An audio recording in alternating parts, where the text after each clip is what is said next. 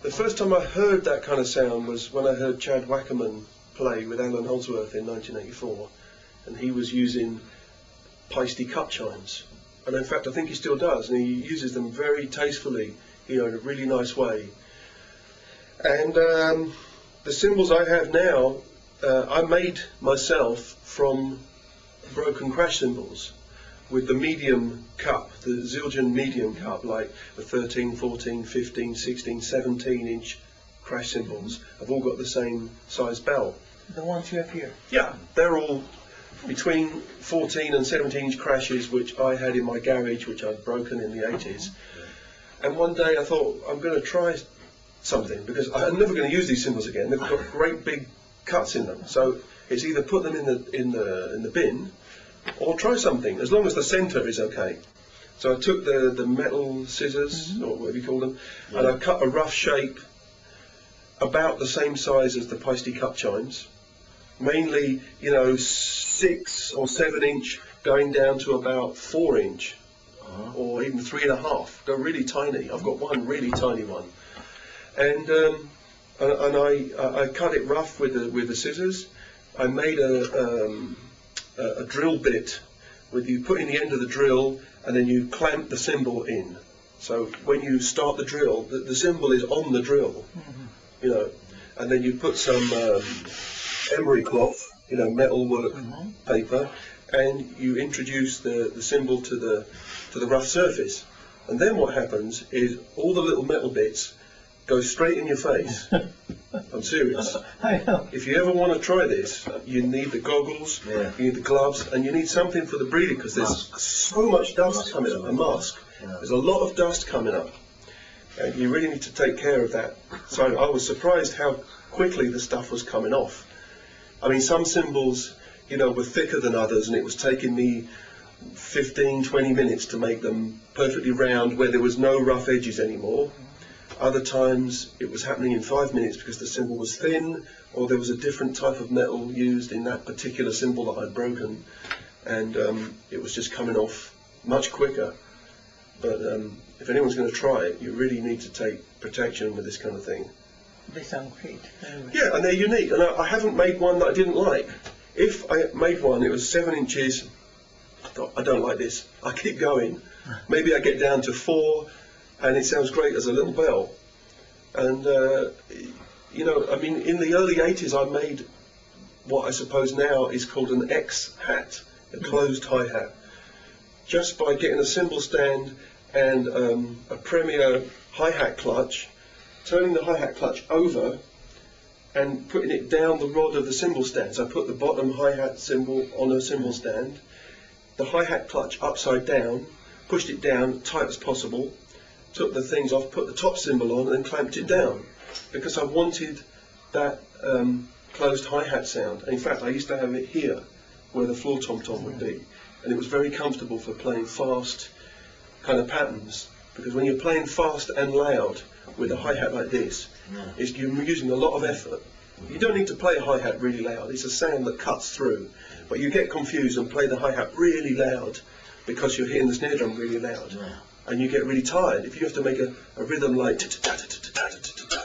you can go really easy like this, because your hand's in this position, you've got a closed hi-hat, and you're just going and then you can just hit the snare drum as loud and as hard as you want. That's a much more convenient way to do it. You can also I could back off the cymbal and make it a little bit loose. It was kind of crude. It was very basic. But if you have an idea and you need something, try to make it. If it doesn't exist, try to make your own way, because you might come up with something that's really unique. I would like to play for. That's a good question. I don't know. I'd love to have played with Frank Zappa, but that's not possible anymore. I've always admired Joni Mitchell very much. Stevie Wonder I love. Steely Dan. There's a lot of people I'd like to play with. Just got to wait for them to call me up.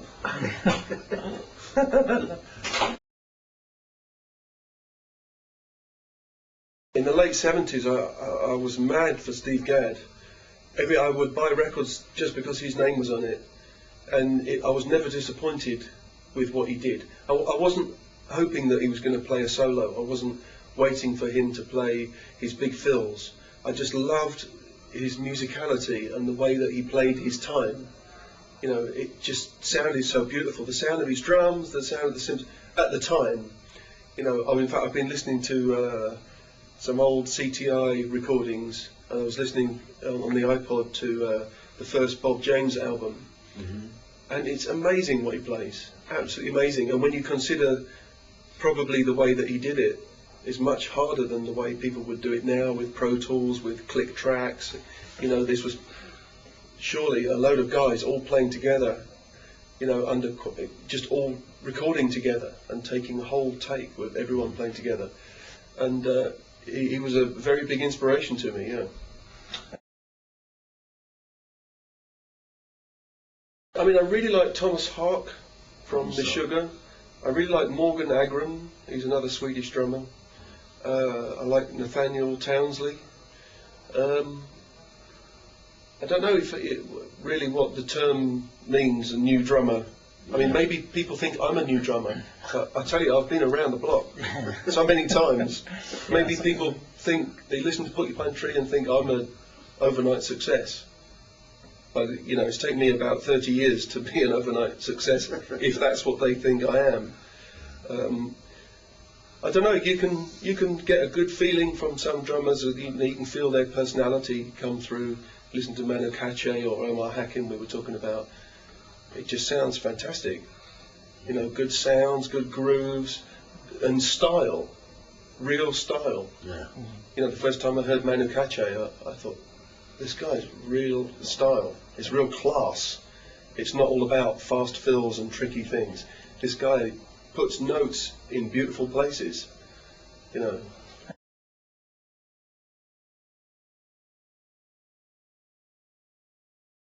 I think it's about observation.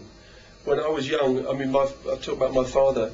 He was the kind of trumpet player, and trumpet players are very competitive about playing high, right?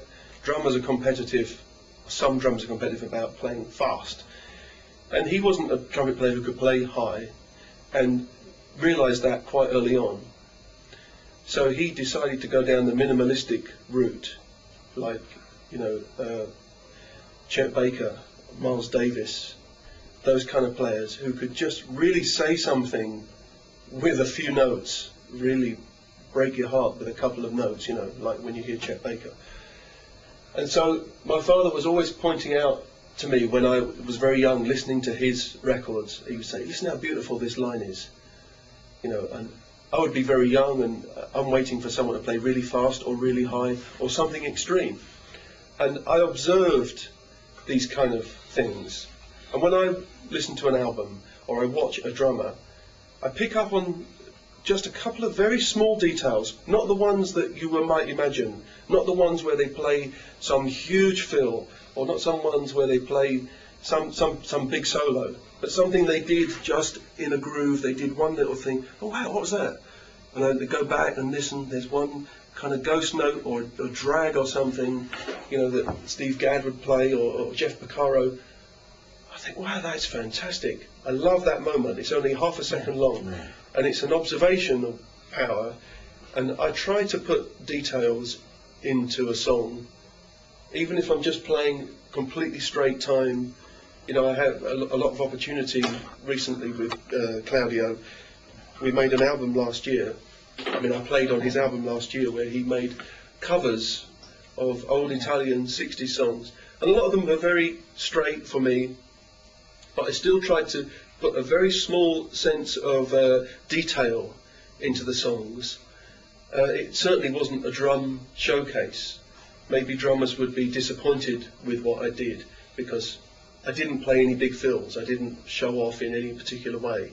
But I was trying to put in tiny details that made me feel something when I was young, when I listened to John Guerin play drums, or Steve Schaefer. They would put in just one note in a funny place. I think, oh yeah, that's nice.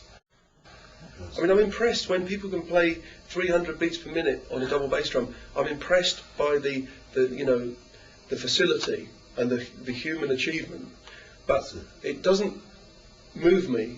It doesn't have an emotional effect on me, apart from, wow, that was really fast.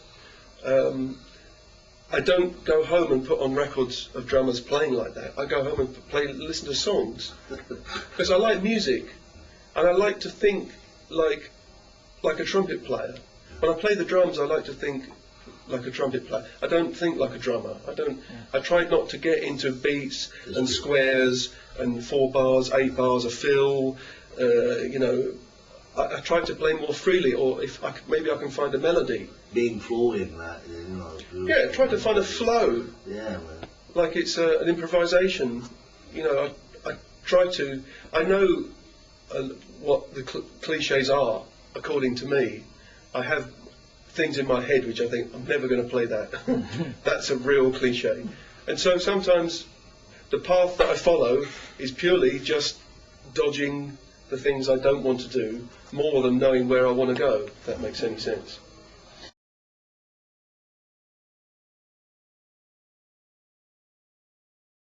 I think it's a really good way. When I see a foreign film, like if I watch Il Postino or something like this, I want to hear the guy speak. Even if I can't understand the words, you get a lot of emotion and a lot of understanding from the way they go, okay, I can read the subtitles. Yeah. But I don't want it dubbed. I really don't want it dubbed, because I like to hear his expression. I want to hear his voice, or her voice, or whoever is speaking on the film or acting on the film. I prefer to, because I can understand some things, even when you don't speak a language. I watched a Norwegian film recently with subtitles. Some of the time I wasn't reading the I don't know any Norwegian, at all. But you can understand what people are saying, some of the words, just by their expression.